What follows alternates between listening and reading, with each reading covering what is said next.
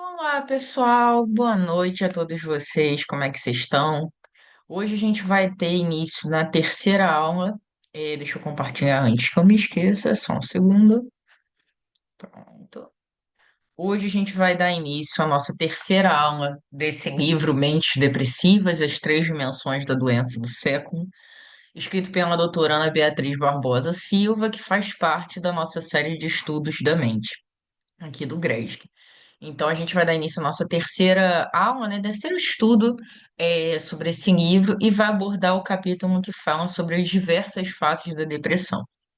No mês passado, eu até comentei com vocês que eu trataria esse capítulo individualmente, porque ele é um capítulo cheio de informações, informações que são bastante relevantes, bastante úteis para a gente entender um pouquinho da depressão, né? Então, assim, acho que eu recomendo isso sempre, mas esse capítulo em especial, acho que eu reforço a recomendação da importância de vocês lerem integralmente, tá, do livro, porque aqui a gente acaba filtrando algumas partes, mas assim, é um capítulo que fala um pouquinho desses vários aspectos e que não existe só aquele tipo de depressão clássica, né? Que a gente vai entender o que que ela contempla e o que nós estamos ali enquanto sociedade mais acostumados a ver. Mas que existem vários outros transtornos depressivos que apresentam características, algumas similares, outras adicionais, incrementais, para a gente poder realmente entender a multiplicidade de sintomas e de manifestações da depressão, tá? Então, eu vou dar início aqui a esse capítulo com essa frase que acho que é um bom resumo de tudo que ele vai trazer, que fala para gente que de simples a depressão não tem nada. Tudo nela tem o selo da complexidade humana. E é literalmente isso, tá, pessoal? Existem muitas complexidades dentro de nós, dentro da nossa mente, dentro do nosso coração, muita reação às situações em que a gente é exposto, ao ambiente, às pessoas que a gente convive, e também aspectos químicos do nosso cérebro, da. Das ligações, enfim, dos níveis hormonais, dos níveis é, que a gente precisa ter para manter um equilíbrio. Então, tudo isso eles precisam coexistir em equilíbrio. Então, qualquer desequilíbrio, seja de, hum, de aspectos orgânicos do nosso corpo, ou seja, da nossa dificuldade de lidar com certas situações, ambientes, sentimentos, pensamentos, tudo isso pode levar a um quadro de depressão, tá? Por isso que ele é tão complexo e multifacetado, tá? Por assim dizer. E aí a gente começa falando um pouquinho da depressão clássica, né? Que é aquela mais popularmente conhecida. Então, essa depressão clássica, ela também é conhecida como transtorno depressivo maior, depressão unipolar ou depressão clínica. E ela apresenta, né, alguns sintomas que são bem característicos, tá?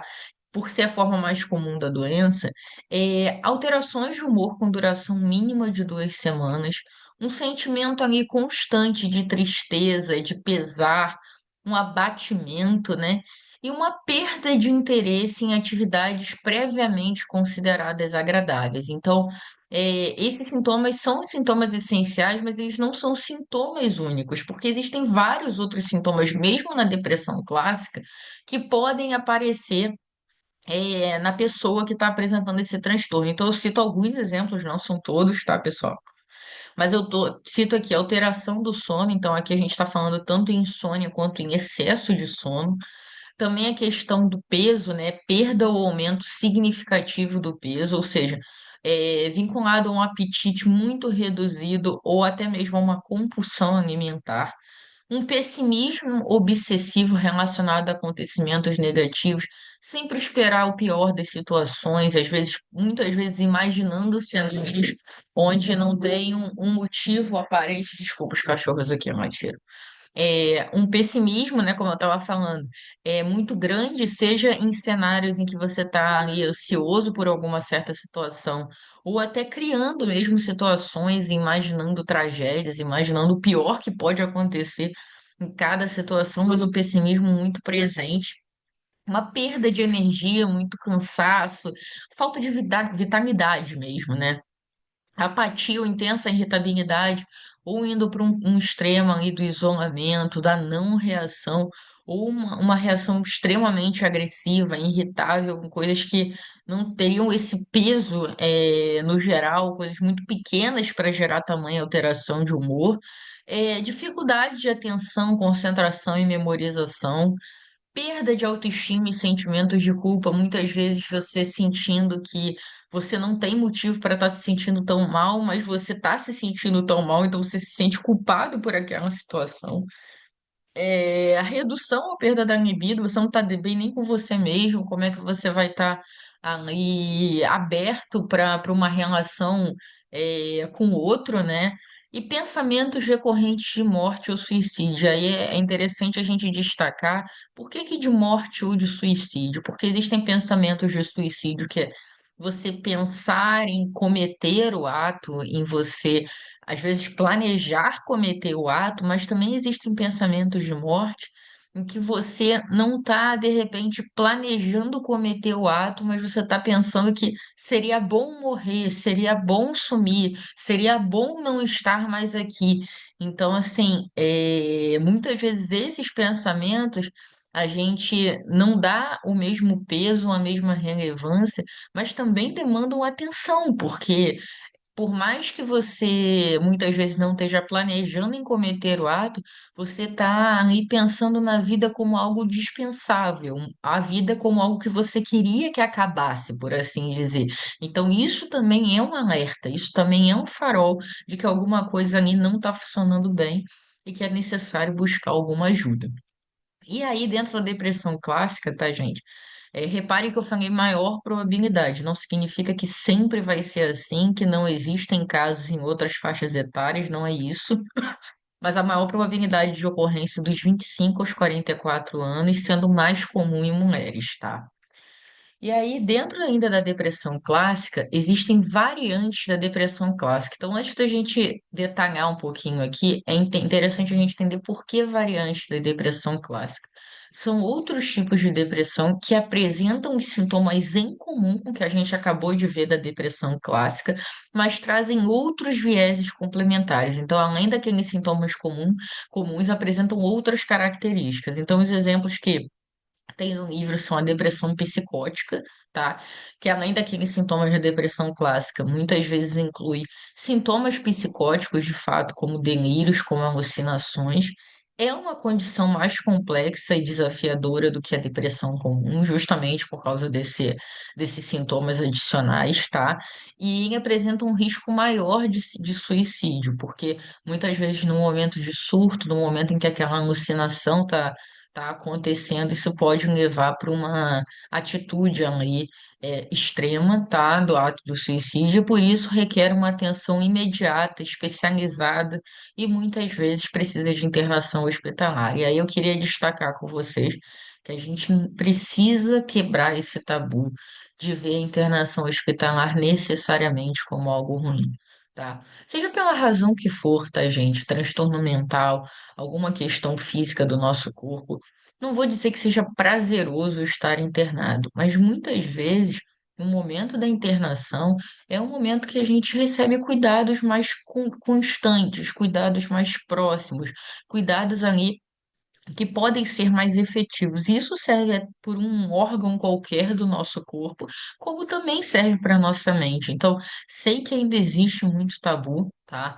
Sei que ainda existe muito tabu, mas assim, a gente precisa começar a normalizar que uma internação hospitalar, seja por um transtorno da mente ou por uma necessidade física do nosso corpo, é uma intervenção que visa o equilíbrio, que visa evitar consequências ainda mais danosas. Então, quando a gente fala aqui da importância disso, no caso ali da depressão psicótica, que isso muitas vezes se faz necessário, a gente precisa entender que a internação é ali uma medida para evitar um risco muito maior, que é o risco do suicídio. Então, é muito importante que a gente busque essa ajuda pelo nosso equilíbrio, pelo nosso bem-estar e para evitar consequências ainda piores, tá? Então é só para a gente começar a quebrar esse tabu que muitas vezes existe na nossa sociedade e às vezes existe em nós mesmos, tá? Uma outra variante da depressão clássica é a depressão chamada atípica, tá? Então, aí a gente viu que na depressão clássica tem a questão da alteração de sono, alteração de apetite. Nessa depressão atípica é mais comum a pessoa comer mais e dormir mais. Ela sente-se pior à noite do que pela manhã. Não estava citado ali na depressão clássica, mas na depressão clássica é mais comum você se sentir pior durante o dia, com tudo que você tem que fazer, com todas as situações, as interações que você tem. Só que enfrentar ao longo daquele dia, né? Mas na depressão atípica, essa sensação ela é pior à noite do que pela manhã, então é uma diferença, tá? Essa depressão atípica, ela é uma depressão duradoura, uma depressão crônica, que diferente da clássica, no geral não tem episódios bem marcados, né? É uma coisa mais contínua. E ela demanda respostas terapêuticas que muitas vezes são mais difíceis. Por quê? Porque justamente é uma coisa mais crônica, mais duradoura, que não tem um período ali de pico característico, mas que acompanha aquela pessoa de modo mais recorrente. Então, ela demanda um tratamento multidisciplinar, ela demanda um acompanhamento contínuo, tá? Que envolve ali medicamentos, psicoterapia e neuromodulação, que a gente vai entender um pouquinho melhor em capítulos mais para frente, tá? E por fim, uma outra variante que é trazida é a depressão sazonal, tá? Essa depressão, a doutora Ana Beatriz até comenta que ela ainda não é tão bem compreendida pela comunidade médica, tá? Ela fala que é uma depressão que ocorre em determinadas épocas do ano, por exemplo, no inverno, a pessoa se sente mais letárgica, mais prostrada, mais parada, mais deprimida, e que os estudos que tem no meio científico têm relação ali com medir os níveis de serotonina e melatonina, que está muito ali vinculado ao nosso bem-estar e à nossa reação à incidência do sol, por exemplo. O ritmo circadiano anormal, o que é esse ritmo, tá, gente? É como o nosso corpo ele tem ali as funções clássicas ao longo das 24 horas do dia.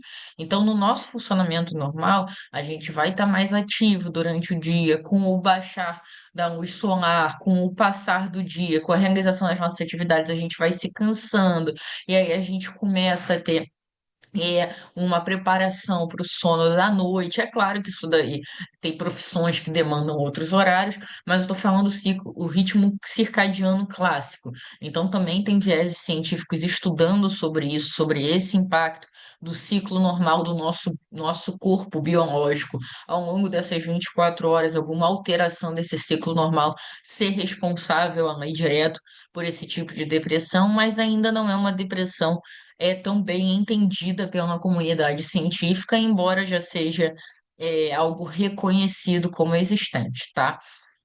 Então, até agora, a gente falou um pouquinho, tá, gente, sobre a depressão clássica e as suas variantes. Mas a gente vai precisar falar também de outros tipos de depressão que eu começo trazendo aqui. Eu vou até me minimizar. Minimizar não, chega aqui para um ladinho só para vocês verem a figura.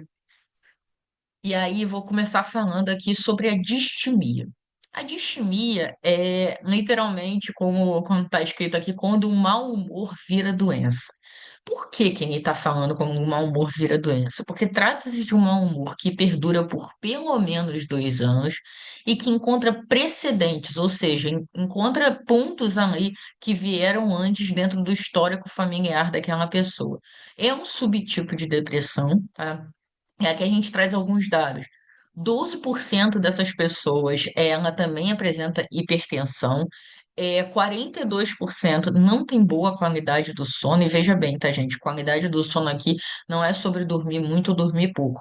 É sobre ter um sono reparador e 68% apresenta dificuldade de concentração, que ali a gente pode falar que é até relativamente autoexplicativo, né? Porque se você não dorme bem, você não tem um sono reparador, você está sempre irritável, você está sempre com mau humor, você está sempre agitado, você acaba tendo uma dificuldade ali de concentração. Além disso, tá, gente? Quais são os sintomas dessa distimia? Ela tem como um sintoma característico expressão permanente de tristeza ou desânimo. Você está sempre meio meio para baixo, meio pesado mesmo. A energia está sempre meio negativa. Ela não torna o indivíduo não funcional, né? Muitas vezes a gente tem aquele olhar sobre a depressão que a pessoa não vai sair da cama, que ela não vai tomar banho, que ela não vai conseguir trabalhar, não vai fazer suas atividades. E sim, isso existe, dependendo da gravidade da situação. Mas na distimia, o indivíduo continua grande parte das vezes fazendo suas funções, trabalhando, estudando, interagindo, frequentando os lugares, mas aos poucos, porque aquilo é tão prolongado dentro dela, aquela irritabilidade, aquele desânimo é tão prolongado, que ele vai impactando diferentes aspectos da vida, tanto sociais quanto profissionais, por causa da forma dele de se relacionar com essas situações. Então, ele não deixa de fazer, mas gradualmente os diferentes aspectos da vida são impactados. Ele apresenta um risco maior de desenvolver a depressão clássica, então sim, é possível que essas duas depressões coexistam, tenha a distimia e a depressão clássica, tá?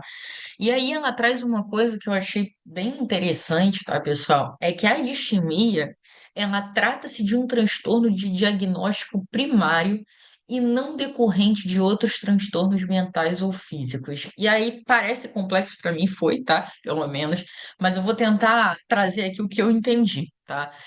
No geral não. A distimia, ela é algo diagnosticado como a principal doença que aquela pessoa apresenta em relação a determinado quadro de sintomas que ela esteja manifestando.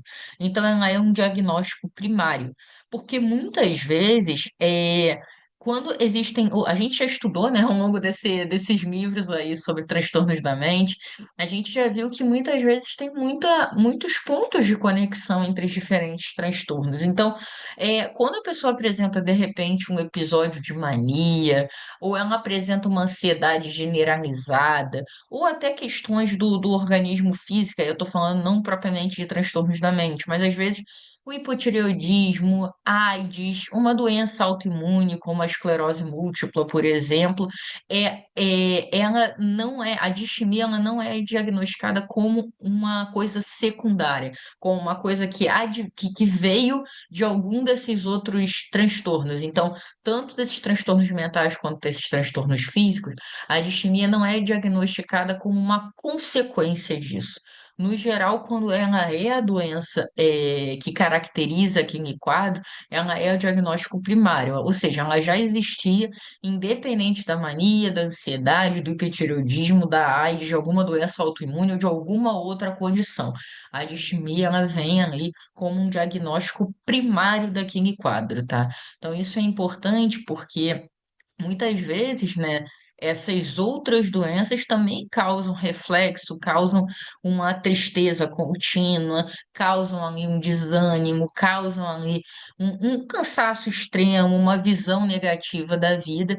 Então, assim, ela não vem como uma consequência, porque esses sintomas também podem existir. Quando a pessoa tem alguma dessas outras doenças, mas aí não é caracterizado como distimia. Sei que é confuso, tá, pessoal? Também ficou confuso para mim, mas estou tentando trazer o que eu entendi. Que, mais uma vez, esses sintomas eles podem se manifestar, mas a doença de isquemia, no geral, ela é diagnosticada independente de ter um outro fator químico, fator de transtorno mental, fator de desequilíbrio orgânico acontecendo. Então, ela é um diagnóstico primário e não uma consequência de outra doença. Tá? E aí, uma coisa importante, né? A gente falou muito de mau humor, mau humor, mau humor, e é importante a gente entender, e eu trago nessa figurinha, que mau humor, distimia e depressão são coisas diferentes. Então, falando muito, muito resumidamente, quando a gente está falando de mau humor, a gente está falando de momentos de irritação diante de episódios que incomodam qualquer pessoa. Então, você tem um momento, você tem um dia, você tem aquele estado de irritabilidade que veio de uma certa situação. Quando a gente está falando de distimia, esse mau humor e essa irritação, eles são duradouros. Então, a pessoa que apresenta distimia apresenta esses sintomas muitas vezes desde ali da juventude, desde a adolescência, e isso vem com ela de uma forma que muitas vezes a pessoa que tem distimia pensa que ela apenas é assim. que ela é uma característica dela. Por isso que isso muitas vezes dificulta até o diagnóstico, porque para a pessoa é tão normal se sentir dessa forma que ela não acha mais estranho. Embora seja estranho estar sempre mal-humorada, seja sempre irritada, quando aquilo vem desde cedo, desde a sua juventude, é difícil você mesmo notar que tem alguma coisa que não está legal dentro de você. Então, é muitas vezes visto como se fosse apenas uma característica, tá? E não é, é uma doença. E aí a depressão, ela surge de forma abrupta. Então, isso não é uma coisa necessariamente, Ani, que vem sempre com você. Você pode estar bem num dia e, de repente, você ter essa característica mais clássica dessa prostração, desses pensamentos negativos. Então, muitas vezes, a depressão, às vezes, vem vinculada a um episódio, uma situação da sua vida que causa essa sensação, mas ela não é uma coisa tão contínua e tão duradoura e tão irritável quanto é, por exemplo, na distimia. Então, uma figurinha simples aqui para a gente tentar caracterizar um pouquinho melhor. E aí a gente vai para um outro tipo de depressão, que essa daqui eu já antecipo para vocês, tá, gente? Ela é muito complexa. Até para a gente conseguir entender, e a gente vai futuramente, não sei se é o próximo material ou se vai ser mais para frente, mas nessa série de estudos da mente a gente ainda vai ter um material que fale sobre o transtorno bipolar. Agora aqui a gente vai dar uma pincelada, tá? Da mesma forma que é trazida no livro, mas assim, esse estudo do transtorno bipolar demanda um aprofundamento muito maior e que vai ter um material específico de estudo para ele futuramente, não dentro do Mentes Depressivas, mas em um material específico futuro. Tá? Mas é importante a gente caracterizar o transtorno bipolar, então a gente vai falar aqui sobre ele. A depressão bipolar também é conhecida como um transtorno bipolar, que nem eu tô falando aqui já, né, direto, é como uma depressão maníaca ou uma doença maníaco-depressiva. Por quê? Porque, como o próprio nome induz, a bipolaridade ela tem dois polos muito característicos, tá? Que é o polo da mania e é o polo da depressão. A gente já vai ver isso numa figurinha que vai aparecer aqui para vocês. Mas antes, tá?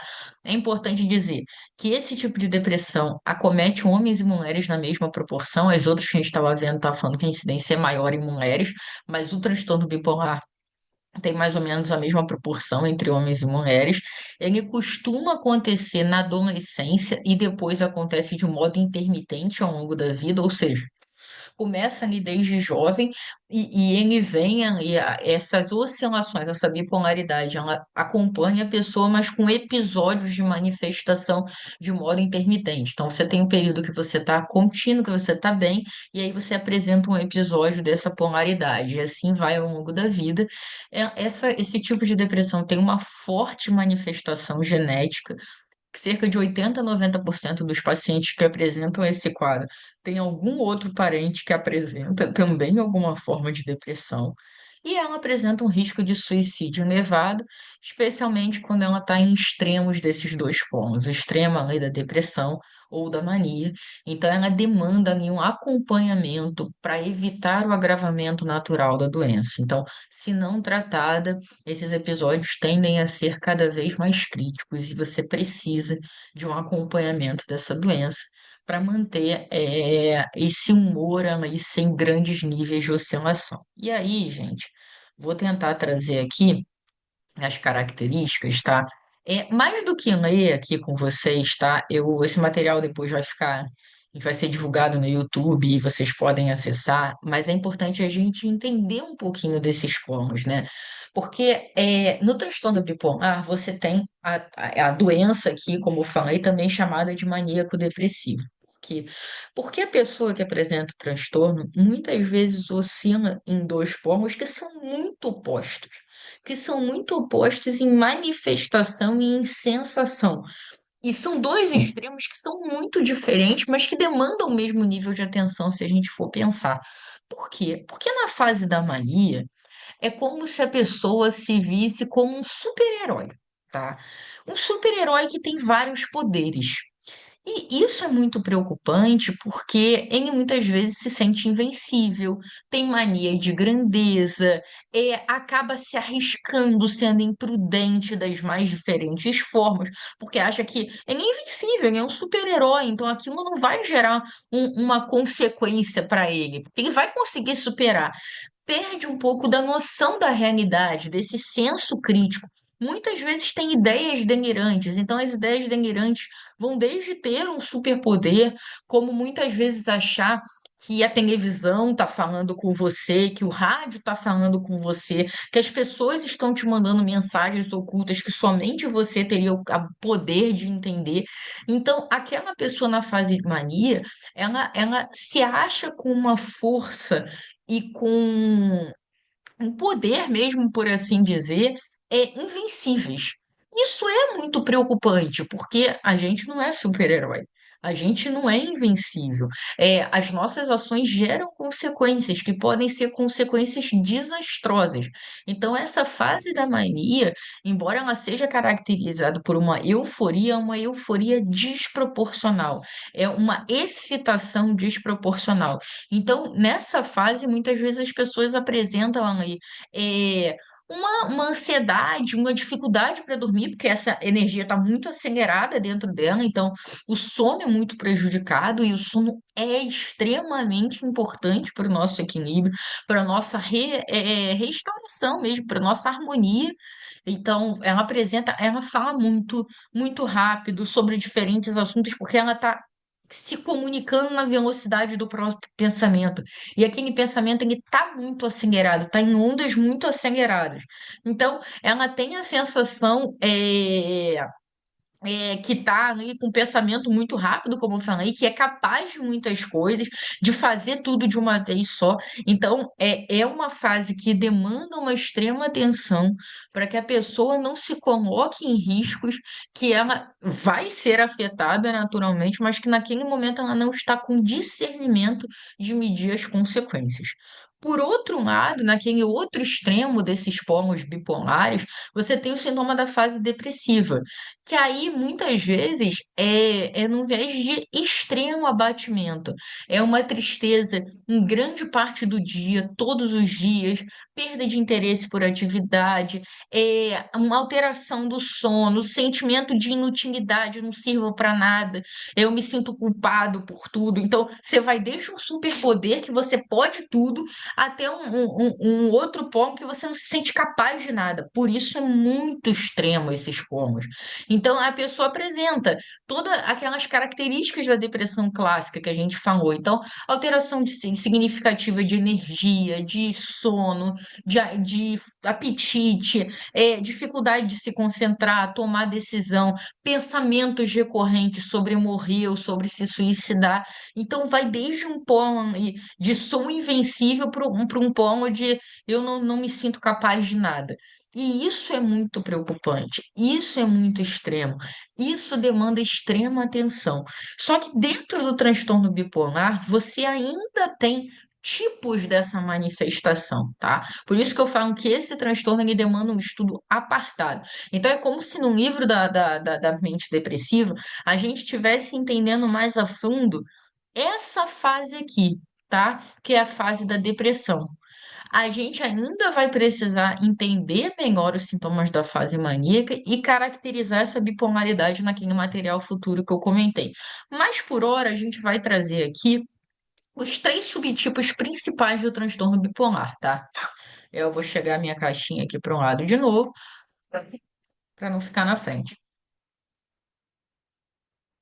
O transtorno bipolar do tipo 1, ele inclui um ou mais episódios da depressão clássica, tá? E pelo menos. Perdão, gente, estou gripada. E pelo menos um período de mania ou de sintomas mistos, tá? Então, assim, ele vai incluir esses episódios da depressão clássica, mas em algum momento ele vai apresentar os sintomas da mania, tá? Ele vai poder ter início tanto com episódios da depressão quanto com da mania, porém, quando esse tipo um se inicia com episódios de depressão, o episódio da mania vai acontecer de 1 a 2 anos depois. Então, de forma geral, nesse tipo 1, os dois pomos existem, tá? Esses pomos, eles vão ter ali um ou mais episódios da depressão clássica e pelo menos um episódio da mania. No geral, quando é esse tipo um, o episódio vai acontecer, pode começar ou pela mania ou pela depressão, mas quando começa ali pela depressão, cerca de 1 ou 2 anos depois, acontece esse episódio da mania, que é o episódio da euforia que a gente comentou. A gente tem também o transtorno bipolar do tipo 2, tá? O transtorno bipolar do tipo 2 ele ocorre com episódios de depressão grave, tá? Então, é uma depressão clássica mais intensa, de uma gravidade representativa, tá? E ele apresenta episódios de hipomania, tá?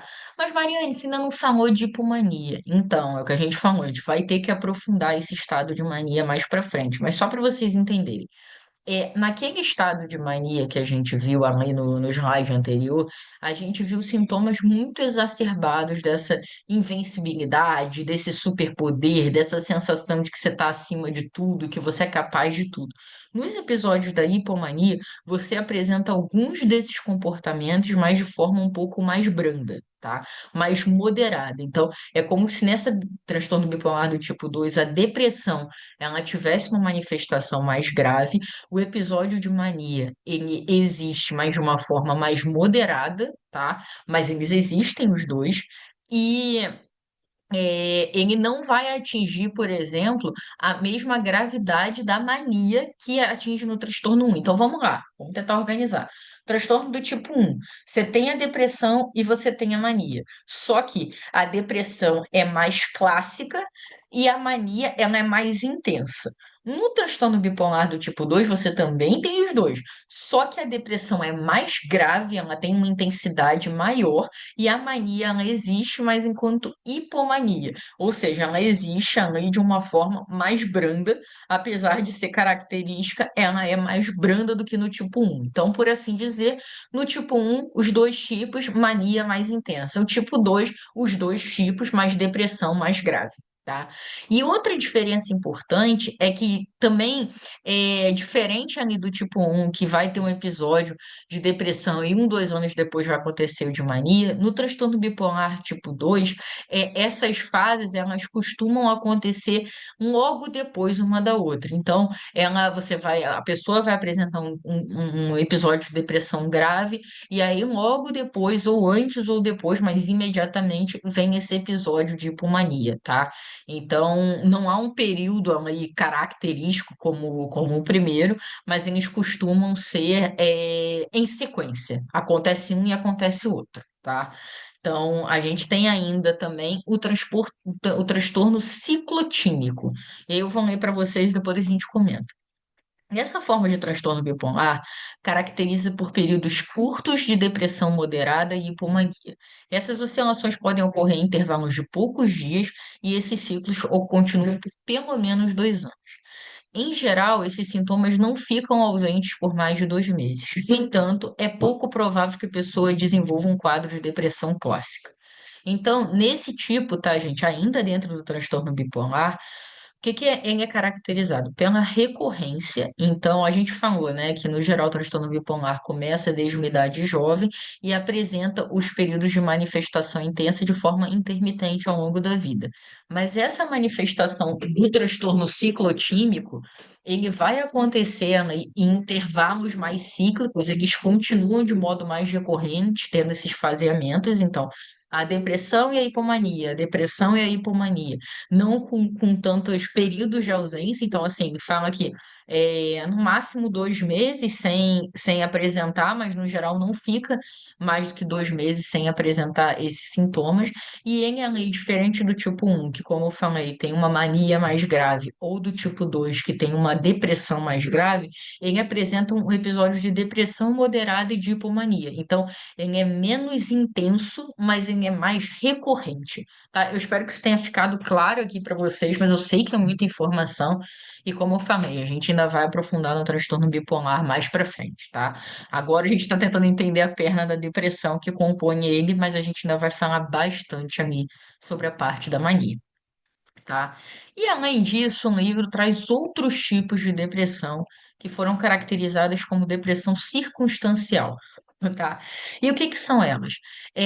São formas de depressão que apresentam os mesmos sintomas da depressão clássica, porém foram desencadeadas por um agente casual externo. Como assim, Mariane? Vou trazer alguns tipos aqui. Depressão pós-luto. Depressão pós-luto, muitas vezes a gente vê um luto, né, como necessariamente a morte de alguém. E é claro que esse é um luto mais clássico, né, quando a gente perde alguém importante ali para a vida, mas vamos ampliar a visão sobre um luto como uma perda de algo ou alguém que seja importante. Às vezes essa perda não está vinculada a uma pessoa, mas a um emprego, a uma amizade que teve um afastamento, às vezes por uma distância física, às vezes por um sonho que a gente tinha e que de repente vê que não vai ser possível realizar ou naquele momento, ou naquela vida, muitas vezes. É a perda de alguma pessoa, de alguma situação ou de alguma expectativa dentro de nós. E aí, a partir dessa perda, ele gera ali os sintomas da depressão clássica. Também existe a depressão por esgotamento profissional, e aí a gente poderia aprofundar, detalhando um pouquinho da diferença, por exemplo, para um burnout, a diferença e as similaridades, tá?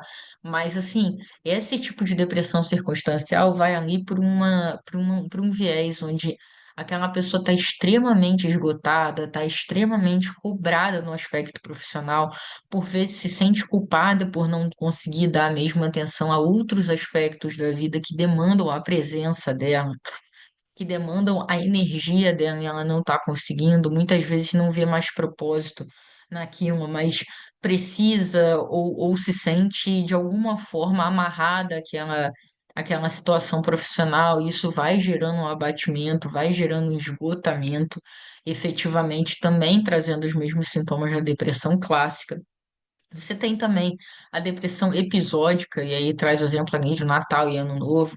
Muitas vezes as pessoas são afetadas nessa época de final de ano, é uma época que você ali, muitas vezes está reunido com a família e você vê que as pessoas que você tinha ali na sua infância já não são as mesmas. Muitas vezes elas já desencarnaram ou estão afastadas por circunstâncias da vida, ou por brigas, ou por uma distância geográfica, e aquele Natal não tem mais as mesmas pessoas, as mesmas características de quando você era mais novo, ou aquela questão do final de ano em que você acaba fazendo um levantamento ali de como é que foi o seu ano, a sua vida, os seus planos, e muitas vezes fica frustrado com alguma coisa que você entende que deveria ter feito e não fez.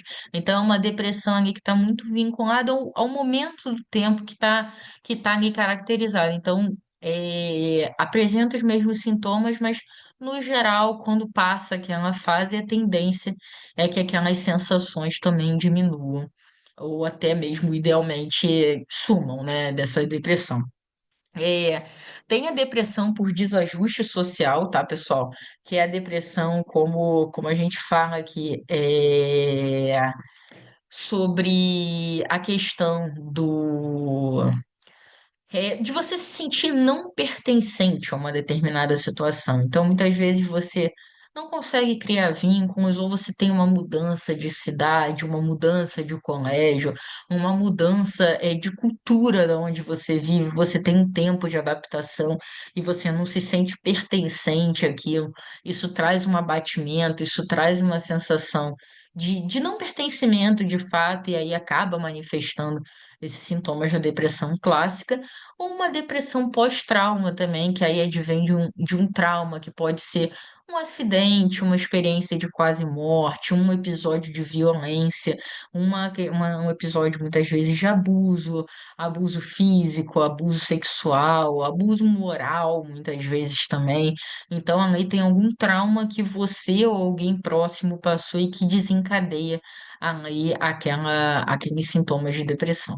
Então, o principal aqui, tá, gente, é a gente entender, tá, que o grande objetivo não é retomar a depressão com nomes complicados, e sim entender um pouquinho do que a gente sente, aliviar essa dor com o melhor que a gente tem em termos de ciência, de tratamento, de medicamento, de terapias, de formas que a ciência nos permite tratar a doença, trabalhar o nosso conhecimento, porque a gente precisa entender muitas vezes, a gente precisa buscar esse entendimento, buscar essa ajuda especializada, também a fé, entendendo que assim como qualquer doença, tá, gente? É importante a gente encarar de frente, mas a gente entender que sim, é possível tratar, é possível estabilizar e é possível não ser tão afetado por esses períodos de pico dessas manifestações que se fazem presente em todos os tipos de depressão que a gente citou. É importante ter fé de que sim, a gente pode, a gente vai ser mais feliz e a gente vai conseguir superar essas fases, esses sentimentos tão difíceis que coexistem dentro de cada um que enfrenta qualquer tipo dessas depressões citadas e alguma das outras que certamente existem, mas não foram possíveis de trazer aqui nesse tempo, tá? E nesse material que a gente está estudando, tá? E aí, tá, gente, para a gente fechar esse capítulo, é importante a gente entender que, como todos os transtornos da mente, a depressão também apresenta níveis de gravidade, tá? Então, você tem um nível leve, que é aqueles sintomas se fazem presentes, mas é ainda não no nível que está afetando a rotina, a pessoa consegue fazer a sua rotina, embora isso demande algum nível de esforço. Você tem quando aquela depressão está começando a aumentar a intensidade, então já apresenta dificuldade de manter a rotina diária, os pensamentos negativos já se fazem mais presentes e começa a ter uma afetação de diferentes aspectos da vida. Você tem já um nível moderado, que esses pensamentos negativos começam a ficar presentes obsessivamente na nossa mente, e aí esses prejuízos também crescem proporcionalmente, porque é, demanda uma grande energia para manter a rotina e os resultados acabam sendo ruins, você não está concentrado, você não está entregue ao que precisa fazer ao longo daquele dia. Então, os resultados do que você precisa fazer, seja em qualquer campo, tá? Campo pessoal, campo profissional, campo relacional, eles acabam sendo resultados extremamente prejudicados. Você tem o agravamento ainda mais disso, em que manter a rotina diária já vira um sacrifício, literalmente, em todas as esferas da vida. O que você gostava, o que você não gostava de fazer, está sendo muito difícil de realizar. Os pensamentos negativos estão ali obsessivamente, o sentimento de falta de vontade de viver, vontade de morrer podem ser observados, é o que eu falei, tanto no sentido de se suicidar, quanto de você preferir não estar vivo. Então, isso começa a se fazer mais presente até um nível grave, tá? Que aí a gente está falando de um sofrimento intenso, muitas vezes uma paralisação da vida como um todo. Esse pensamento de suicídio está em escala maior, muitas vezes tendo um planejamento envolvido com aquilo, muitas vezes tem um sintoma psicótico, que a gente falou, delírio, alucinação associado, e aquelas coisas mais clássicas, que são sintomas graves, né? De você não querer se alimentar, você não conseguir dormir, você não querer fazer sua higiene pessoal, você literalmente não querer nem sair da cama. Então, a grande mensagem aqui, tá, gente, é que, apesar de ter vários níveis, é importante que, desde o primeiro momento, a gente já se propõe a buscar ajuda. Por que que a gente vai esperar chegar aqui nesses sintomas graves que já impactaram toda a sua vida para você buscar ajuda, sendo que há sinais ao longo do caminho, há sinais ao longo de todas essas fases, e que quanto antes a gente procurar ajuda médica, quanto antes a gente procurar ajuda terapêutica, menos sentimentos, menos sofrimento a gente vai precisar passar para ter aquela estabilidade, aquela paz e aquele equilíbrio que a gente tanto precisa. Então, por isso, tá, gente, a gente realmente enfatiza a necessidade de buscar ajuda. E isso não é fraqueza, isso é coragem de lutar pela própria vida e pelo próprio bem-estar. Tá? É um capítulo grande, é um capítulo complexo, mas assim, acho que é um capítulo também bem rico de informações, tá?